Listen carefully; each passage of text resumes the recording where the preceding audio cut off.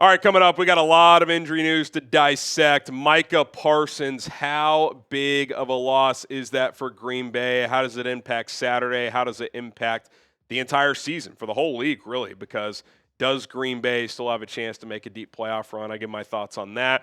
Plus, we have some new Chicago Bears injury updates to discuss as well. Some good news, some seemingly not so good news. So we'll dive into all of it here on the channel. But my name is Harrison Graham.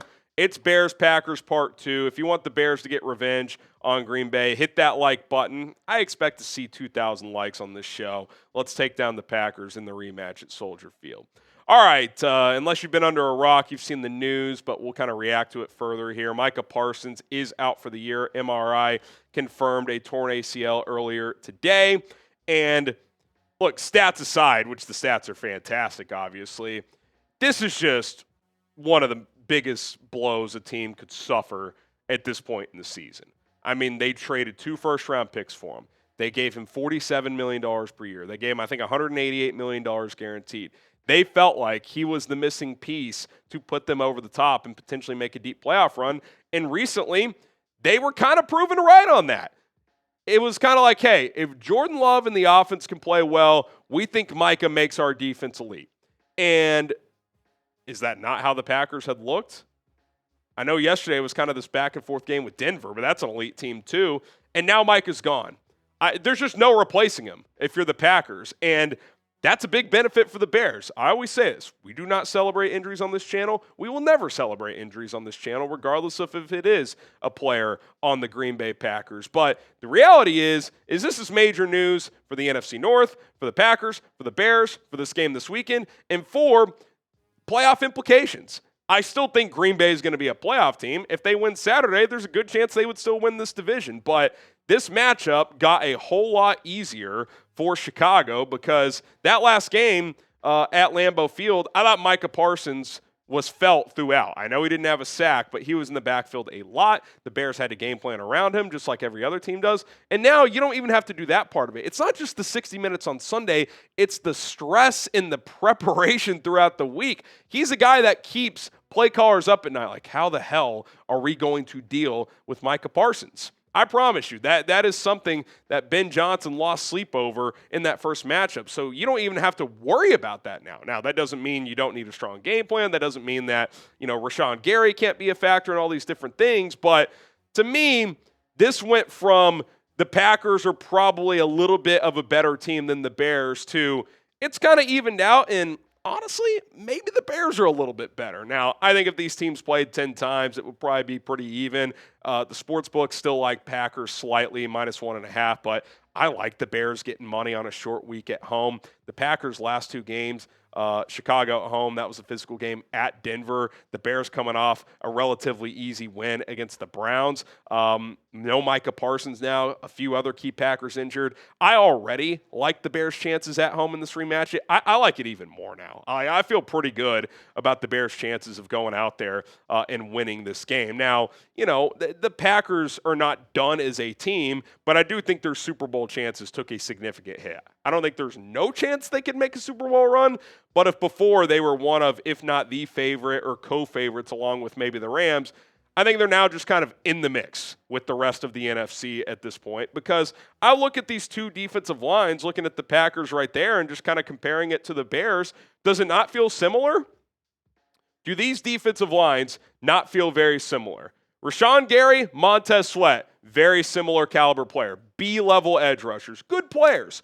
But when they're the top guy, that's not good enough. And the rest of that Packers group, just like the rest of the Bears group, kind of just decent to solid players, right?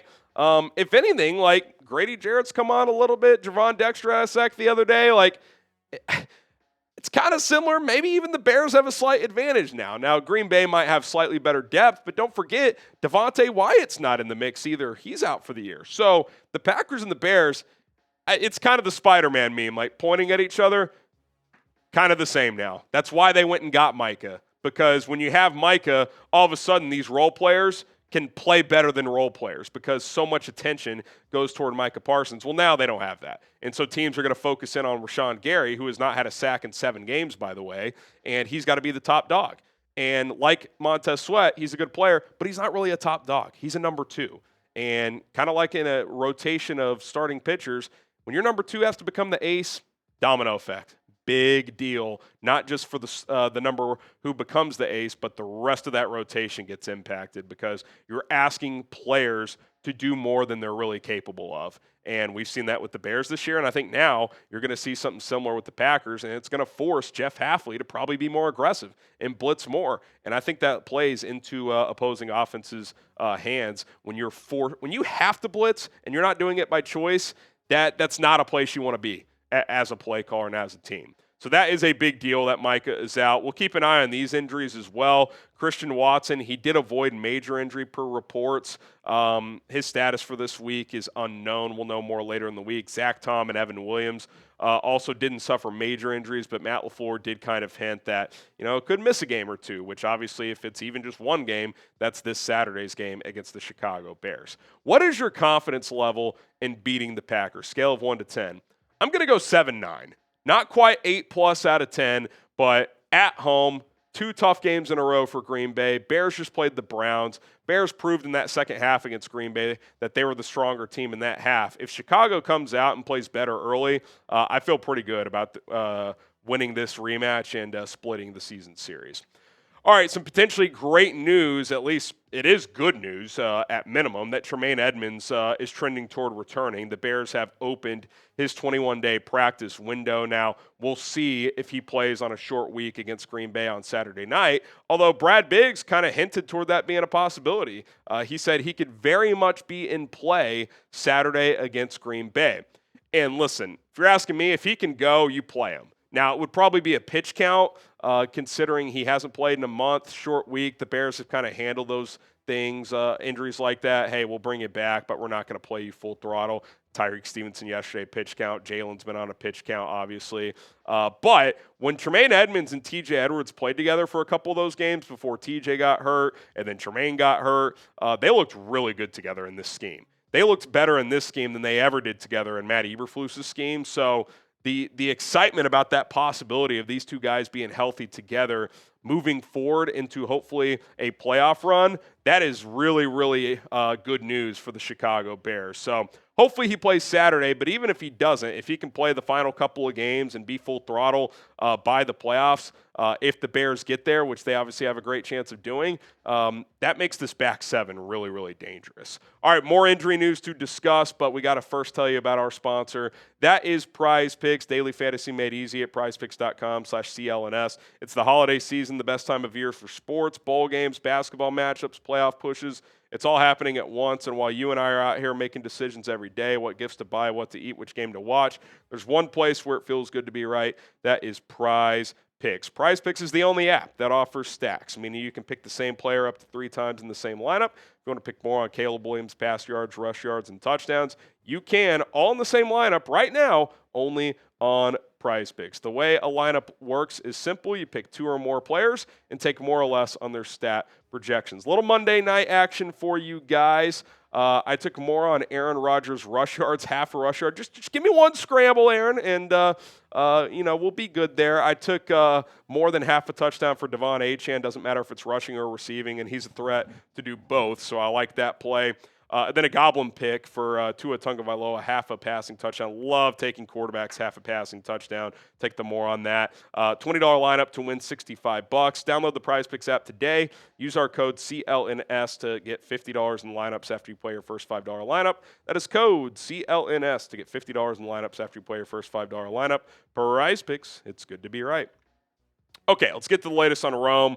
Not so good news, right? Like Tremaine Edmunds trending up, hopefully playing Saturday. If not, should be back very soon. Odunze, who, whether he retweaked it or they played it safe or whatever, could not play on Sunday despite initially having him active. They did not feel comfortable coming out of his pregame workout. Ben Johnson was asked today, hey, is there a world where you guys shut him down? He said all options are on the table regarding what happens next with Rome Odunze. He said, quote, I know he wants to be out there on the field competing, contributing, and helping our team win. There may be a case where we got to protect him from himself a little bit. All options are on the table. The way I'm reading this situation is Rome Odunze is rehabbing hard. He's pushing to play. He has a stress fracture that probably cannot be fully healed without a procedure. You've seen Dr. David Chow, other Twitter doctors, et cetera, be like, yeah, it's not going to be 100%. Probably needs a procedure in the offseason. Okay, cool. But the Bears might be looking at this, and they have access to, the specific information. Okay, yeah, cleaning up a stress fracture, not a big deal. Probably on the shelf for a couple months this offseason, then he can get back to work, get ready for next year. What if that stress fracture turns into a major fracture? What if he suffers a major injury? Is it a 6-month rehab in the offseason? That's kind of how I'm reading this. Now, I don't know that specifically, but it kind of feels like a pain tolerance issue, which I think Rome is willing to play through, versus how risky is the potential for a major injury here. And if that risk is too high, the Bears may have to step in and just be like, we can't let you play. Like, it's just, you're in your second year. There's too much on the line for you, for this team moving forward, et cetera. On the flip side, I look at the NFL this year, it's like, there's a big opportunity here to try and make a run in 2025. So I think they're working through all of those scenarios. I don't think there's a magic fix is what I'm saying. Like, he's going to have an operation to fully clean up the injury. So do you risk further injury? That's what they got to decide. That's how I'm reading it. Maybe I'm wrong, but that's kind of what I feel like when Ben Johnson says we got to protect him from himself. In that quote. Now, I think it's pretty clear, even if he does play through it, even if he does play, we're not getting the left side of the screen here version of Rome Odunze that felt like he was going to have a major breakout, right? Like 1,300 yards, 12 touchdowns. Since he's popped on the injury report, which was after that Ravens game when he went for $115 and a touchdown, he only has 13 catches for 188 yards and 1 touchdown in the last 5 games he's played over a 7-week sample size. I think at minimum he's out Saturday. I do not expect him to play against the Packers. And then they'll kind of continue to assess this as we go. Is it one of those where, you rest him and maybe week 18 you put him out there on a pitch count, see how he comes out of it, and if he comes out clean, you play him in the playoffs if you're in the playoffs. Maybe that's how you approach it. These are tough conversations. These are tough decisions, and we'll see how it goes. But even if he's 75, 80%, if the further injury risk isn't super high, I think you would take the chance to play him, right? I mean, this is it's a big opportunity to make a push this year, so we'll see what happens. Now, fellow receiver Luther Burden, who left Sunday's game with an ankle injury, doesn't sound too serious. He's more day-to-day, so I'm guessing either a bone bruise, a mild sprain, certainly not a high ankle. I think we would know if that was the case. Ben Johnson said, quote, his ankle is something we're working through and talking about. We'll see how this week goes in terms of whether we will have him available Saturday night or not, but it's more of a day-to-day type of deal with him. That tells me, okay, at most he probably misses this one game and then would return versus San Francisco. Now, with his twitchy nature, is he going to be 100% if he plays in this game? Probably not, but if he can't go, you're really thin at receiver. You have DJ Moore, Olamide Zaccheaus, Devin Duvernay, and Jade Walker as your only healthy receivers if both Burden and Rome are out, and I feel pretty confident in saying Rome's going to be out, and, Burden's probably more of a coin flip at this point. So if he can't go, you'd probably have to elevate either Maurice Alexander or J.P. Richardson for this game to be available as a depth piece, plus potentially a returner option, especially if Devin Duvernay has to play more snaps on offense. So those are all things that go into this as well. Hopefully he can play. This is a big game. If you can beat the Packers, you are very, very, very, very close to clinching a playoff spot. So, guys that are on the fence, I think I'd be pushing to play in this game. So we will see. All right, part 2, Bears, Packers, hate week. FGBs in the comments. You know what to do. I want to see it all week long. When I'm swarming through the comment section, I want to see FGBs everywhere. So light up that comment section. My name is Harrison Graham. Subscribe to the channel. We're going to be here all week long getting you ready for Bears, Packers, numero dos. So rock with us. Subscribe today and bear down.